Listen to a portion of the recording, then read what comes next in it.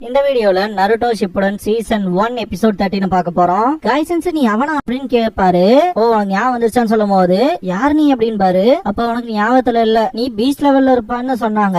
உன் மூளையும் மிருகங்க மாதிரி தான் இருக்கும் போல இருக்கு, சீக்கிரமே உனக்கு ஞாபகப்படுத்துறேன் அப்படின்ட்டு சிரிப்பான் கீசமே. நருட்டோ இட்டாச்சியை பார்த்துட்டு செம கடுப்புல நிப்பான். கிரானிச்சியே அவனை பார்த்துட்டு இந்த பொடியும் தான் நான் அவனோட என்டையர் கிளானையுமே வைப் அவுட் பண்ணுவான் அப்படின்பாங்க.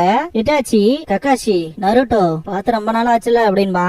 சக்குரா சரிங்கானா இது சாஸ்கேவோடது மாதிரியே இருக்கு, இவன் தான் நருட்டோக்கும் சாஸ்கேக்கும் தொல்லை கொடுக்கறவனான்ட்டு கடுப்பாவா. நருட்டோ பயங்கர டென்ஷனோட நீங்க என்ன மட்டும் தேடிவில்ல காராவையும் சேர்த்திதானா அப்படின்ட்டு பயங்கரமா ஷவுட் பண்ணுவான். காராவோட சக்கராவை அக்காட்சுக்கி மெம்பர்ஸ் பாத்தீங்கன்னா பயங்கரமா உறிஞ்சிட்டு இருப்பானுங்க.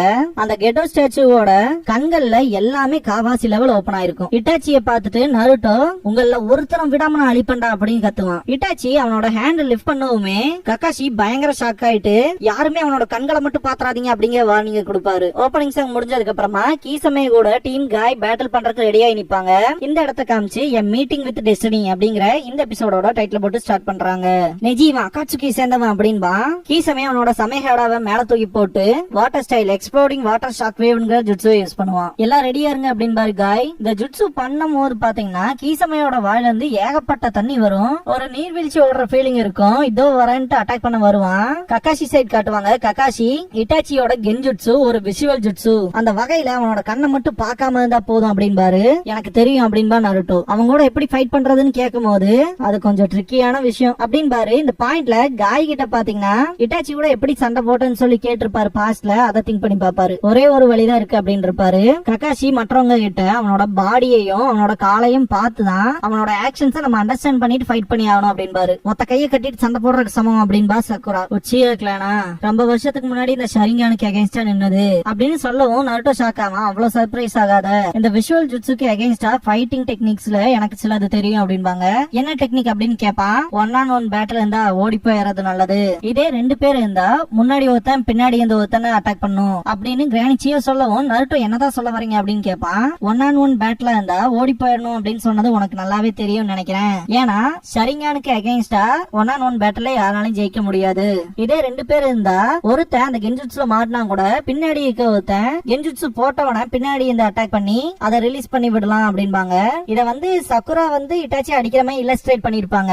ஏன்டா கனவா இருந்தாலும் ஒரு நியாயம் வேணாமாடாங்கிற மாதிரி இருக்கு எனக்கு. ஒருவேளை பின்னாடி இருந்து அட்டாக் பண்றது கஷ்டமா இருந்தா உன்னோட சொந்த காம்ரேட் மாட்டிருப்பான் இல்லையா, அவனை அடிச்சு அவனை அந்த கென்ஜுட்சுல ரிலீஸ் பண்ணலாம். அதனால நம்மள ஒருத்தருக்கு மேல இருந்தா ஒருத்தர் அவனை டிஸ்ட்ராக்ட் பண்றது நல்லது, மற்றவங்க பின்னாடி இருந்து சீரியஸான அட்டாக்ஸ தொடர்ந்து வச்சுக்கிட்டே இருக்கணும் அப்படின்பாங்க. இப்படி அட்டாக் பண்ணோம்னா ஷரிங்கானால அதை ரீட் பண்ண முடியாது அப்படின்பாங்க. சக்குரா ஓகேன்பா, அதிக நாட்கள் வாழ்ந்திருக்கீங்களே, இந்த அளவுக்கு கூட எக்ஸ்பீரியன்ஸ் இல்லாம இருக்கும் அப்படின்பா நருட்டோ. நான் பின்னாடி இருந்து அட்டாக் பண்றேன்ட்டு நருட்டோ போகும்போது கக்காஷி ஸ்டாப் பண்ணுவாரு. டீம் காய அட்டாக் பண்ண வந்த கிசமே கிட்ட இருந்து டாட்ச் பண்ணிருப்பாங்க. இருந்தாலும் தலையும் விடுற மாதிரி தெரியாது. திரும்ப அட்டாக் பண்ண ஆரம்பிப்பான். 10-10 காய் மட்டும் ஜம்ப் பண்ணுவாங்க. 10-10 லீயன் நெஜிக்கு வார்னிங் கொடுப்பா. இது எப்படி இருக்குன்ட்டு அட்டாக் பண்ணுவான் கீசமே. காய் ஒரு மாதிரி வினோதமா பாப்பாரு. என்ன உனக்கு ஞாபகம் வந்துருச்சா அப்படின்பா கீசமே. இந்த பாயிண்ட்ல 10-10 பாத்தீங்கன்னா இத்தனை தண்ணி எங்க இருந்து வருது அப்படின்ட்டு ஷாக் ஆவா. இந்த டெக்னிக்கு அவனுக்கு அதிக அமௌண்ட் ஆஃப் சக்கரா தேவைப்பட்டிருக்கும், சொல்ல முடியாத அளவுக்கு அப்படின்பா. எதுக்காக வெயிட் பண்ண சொன்னீங்க கக்காஷி சென்சேன்னு நருட்டோ கேட்கும் போது கிரானிச்சியோ பாத்தீங்கன்னா என்னோட ஃபைட்டிங் ஸ்டைல்ல ஏதாவது குறை இருக்கா, என்னோட ஃபைட்டிங் ஸ்டைல யூஸ் பண்ண மாட்டிக்கோன்னு நினைக்கிறேன்னு சொல்லி கக்காஷி கிட்ட கேட்கும் போது ஆர்டினரி கென்ஜுட்சு வந்தா நீங்க சொல்றது ஒர்க் அவுட் ஆகும், ஆனா இங்க இருக்கவன் ரொம்ப மோசமானவன் அப்படின்பாரு.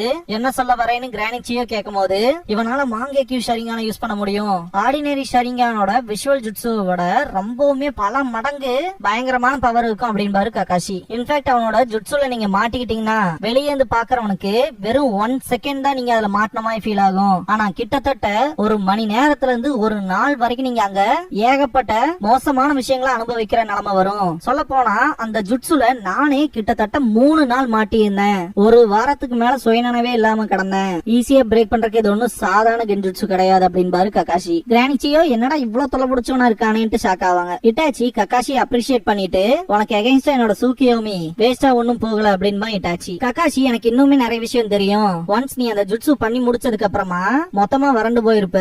அந்த டைம்ல பேட்டரை விட்டு ஓடுறதுக்கு தான் நீ பார்த்த அப்படின்பாரு. பாஸ்ட்ல பாத்தீங்கன்னா கீசமே ஃபைட் பண்றதுக்கு ட்ரை பண்ணும் போது கூட நம்ம சண்டை போடுறதுக்காக வரல, நம்ம சீக்கிரமே கிளம்பணும்னு சொல்லி இட்டாச்சி தான் கூட்டிட்டு போயிருப்பான். அதை ஜஸ்ட் பிளாஷ் பண்ணி காட்டுவாங்க. இந்த ஒரு ஜுட்சு பண்றதுனால உங்கள்கிட்ட நிறைய சக்கரா தீரும், அது ரிஸ்க் தானே, உன்னோட கண்களே மொத்தமா போறக்கான வாய்ப்பும் இருக்கு இல்லையா இட்டாச்சி அப்படின்னு கேட்பாரு கக்காஷி. ஒரு சண்டையிலேயே எத்தனை விஷயங்களை அனலைஸ் பண்ணிட்டியா அப்படின்பா இட்டாச்சி. உன்னோட ஐசைட் எவ்வளவு டேமேஜ் ஆயிருக்கு அப்படின்ட்டு கக்காஷி அவரோட சரியான யூஸ் பண்ணுவாரு. இட்டாச்சி லிட்டரலா இந்த இடத்துல பயந்த மாதிரி இருக்கும். இட்டாச்சி அவனோட மனசுல இத பண்ணது நீதானா கக்காஷி அப்படின்பா. டீம் காய் சைட் காட்டுவாங்க. திரும்ப அட்டாக் பண்ண வருவான். அந்த வாட்டர் வந்து டாச் பண்ணும்போது காய சாமிஹாட ஸ்வாட வச்சு அட்டாக் பண்றதுக்கு ட்ரை பண்ணுவான். காய் டாச் பண்ணி ஒரு கிக் பண்ணுவாரு. பார்த்தா வாட்டர் க்ளோனா இருக்கும். இன்னும் என்ன ஞாபகத்துக்கு விளையாண்டு பின்னாடி வந்து சிரிப்பான் கீசமே. அக்காட்சுகியோட ஹைடவுட்ல காட்டுவாங்க. காராவோட உடம்புல இருந்து பயங்கரமா சக்கராவை எக்ஸ்ட்ராக்ட் பண்ணிட்டே தான் இருப்பானுங்க. இட்டாச்சி எனிமீஸ கான்டாக்ட் பண்ணிட்டான் போல. அதே மாதிரி கீசமே சண்டைக்கு நடுவால இருக்கான் அப்படின்பா அக்காட்சுகியோட லீடர். காய் கீசமேவோட அட்டாக்ஸ்ல இருந்து டாஜ் மட்டும் தான் பண்ணுவாரு. லீ பாத்தீங்கன்னா பின்னாடி இருந்து அட்டாக் பண்ண வரும்போது லீனு கத்துவார் காய். லீ ஃப்ரைசிங் விண்ட் அப்படிங்கிற டெக்னிக்கை யூஸ் பண்ணி லீ பாத்தீங்கன்னா சாமிஹாடாவை கீசமேயோட கையில இருந்து பறந்து போக வச்சிருவான். கீசமே கீழே வரவும் நெஜி பாத்தீங்கன்னா 8 ட்ரை கிராம்ஸ் ஏர்பாம்ங்கிற ஜுட்ஸோ யூஸ் பண்ணுவான். சாமிஹாடா கீழே வரும். புடிச்சு பாத்தீங்கன்னா பேலன்ஸ் பண்ணி நிக்கும் போது 10-10 அவளோட வெப்பனை யூஸ் பண்ணி அட்டாக் பண்ணிருப்பா. தடுப்பான். பிரயோஜனமே இருக்காது. ஏன்னா அதுல பேப்பர் பாம் இருக்கும். 10-10 அவன் தப்பிச்சு போயிட்டான் அப்படின்பா. எங்க போனான் அவன் அப்படின்ட்டு காய் பாப்பாரு. 10-10 நெஜி கிட்ட எனிமி எங்க இருக்கான்னு கேப்பா.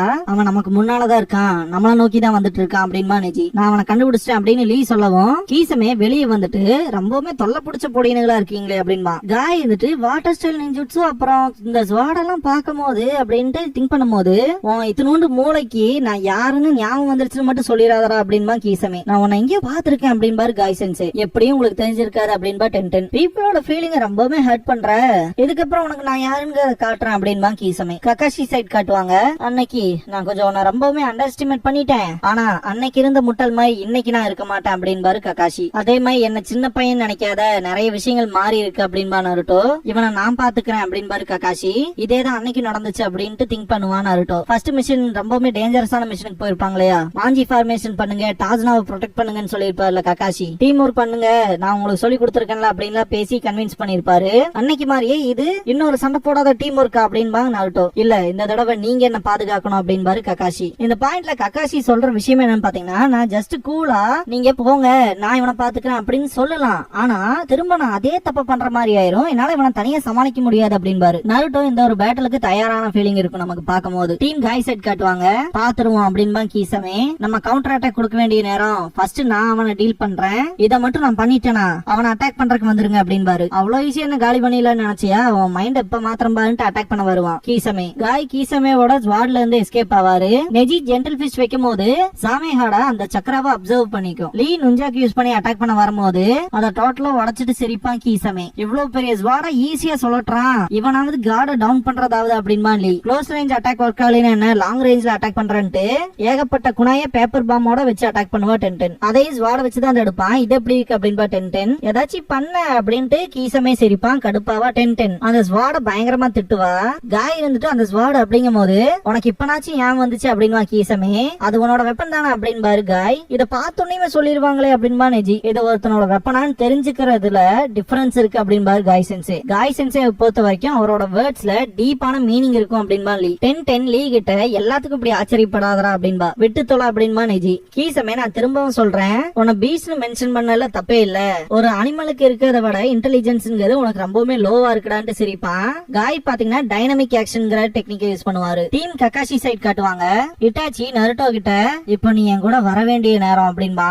இட்டாச்சி அவனோட ஆள் காட்டி விரல காட்டியிருப்பான். நருட்டோ கடுப்புல இருக்கும் போது நான் ஃபர்ஸ்ட் போய் அட்டாக் பண்றேன்ட்டு கக்காஷி ஓடுவாரு. அட்டாக் பண்ணும்போது இட்டாச்சியோட க்ளோன் ஒன்னு போகும். Kakashi shock ஆவாரு. நருட்டோ அவனோட ரசங்கனை யூஸ் பண்ணி டிஃபீட் பண்ணுவான். பார்த்தா க்ளோனா இருக்கும். நருட்டோ சுத்தி வர பாக்கும்போது கக்காஷி, கிரானிச்சியோ அப்புறம் சக்குரா 3 பேருமே டிஃபீட் ஆகி கிடக்குற மாதிரி இருக்கும். சக்குரா கஷ்டப்பட்டு எந்திரிப்பா. சக்குரான்ட்டு பாத்துட்டு இருக்கும்போது பாத்தீங்கன்னா அப்படியே இட்டாச்சியா மாறுவா. நருட்டோக்கு என்ன நடக்குதுன்னே புரியாது. காய் சைட் காட்டுவாங்க.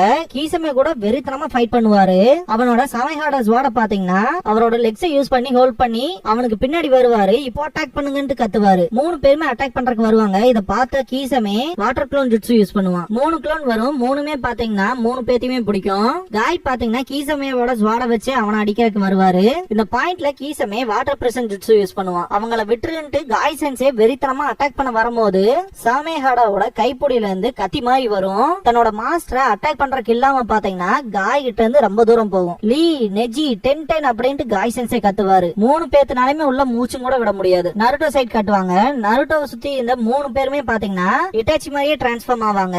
என்னதான் இங்க நடக்குது அப்படின்ட்டு நருட்டோ பல்ல கடிப்பான். இந்த ஜுட்சுவை எஃபிமெரல்னு சொல்லுவாங்க. வெறும் ஃபிங்கரை மீடியமா யூஸ் பண்ணி இட்டாச்சி மட்டுமே யூஸ் பண்ண ஜுட்சு.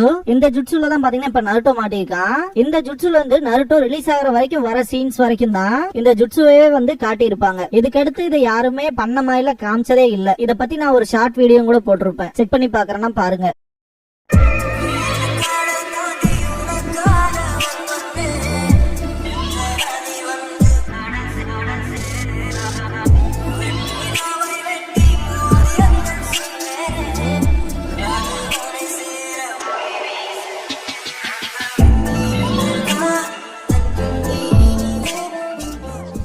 க்ளோசிங் சாங் முடிஞ்சதுக்கு அப்புறமா நெக்ஸ்ட் டைம் நருட்டோஸ் growth அப்படிங்கிற எபிசோட பார்க்க போறோம் அப்படின்பா நருட்டோ. இதுக்கப்புறமா லீஃப் வில்லேஜோட நோட்டபிள் பர்சன்ஸ பார்க்க போறோம் அப்படின்னு லீவாய்ஸ் கேக்கும். லீஃபோட ஃபேமஸான பர்சனை இன்னைக்கு நம்ம பார்க்க போறோம். என்னோட பர்சனல் ஹீரோ, பயங்கரமான ஆளு, என்னோட சென்சே அப்படின்ட்டு காய் சென்சே அப்படின்ட்டு கத்துவான். ஆமா, இது நானே தான், லீஃபோட நோபல் ப்ளூ பீஸ்ட் மைட் காய் அப்படின்பாரு. லீ யூத்தோட பவர் என்ன அப்படிங்கிற ஃபர்ஸ்ட் கொஸ்டின் கேட்பான். போட்டி போடுறதுதான் பவர் ஆஃப் யூத் அப்படின்பாரு. எந்த அளவுக்கு போட்டிங்க இருக்கணும்னு லீ கேட்பான். நமக்கு ஏத்த தகுதியான ஆப்போனன்ட்ட எதிரியாக்கி அவங்க கூட போட்டி போடணும் அப்படின்பாரு. உங்களுக்கு கக்காஷி சென்சே இருக்கல அது மாதிரியா அப்படின்னு கேட்பான் லீ. எக்ஸாக்டா, அவன் என்னோட பரம எதிரி, இருந்தாலுமே என்னை விட பின்தங்கிதான் இருக்கான். அவனை விட ஒரு போட்டியில நான் தான் அதிகமா ஜெயிச்சிருக்கேன் அப்படின்பாரு. நீங்க தான் என்னோட இன்ஸ்பிரேஷன், எனக்குள்ள நெருப்பு கொழுந்து விட்டு எரியுது அப்படின்பா லீ. இதுதான் யூத்தோட பவர் அப்படின்ட்டு 2 பேருமே சூரியனை பார்த்துட்டு கை காட்டுவாங்க. 2 பேருமே எங்களுக்குள்ள அந்த நெருப்பு கொழுந்து விட்டு எரியுதுன்னு சொல்லுவாங்க. சொன்ன மாதிரியே பயங்கரமா எரியும். எரியுதுன்னு கத்துவாங்க. இதோட இந்த எபிசோட் முடியுது.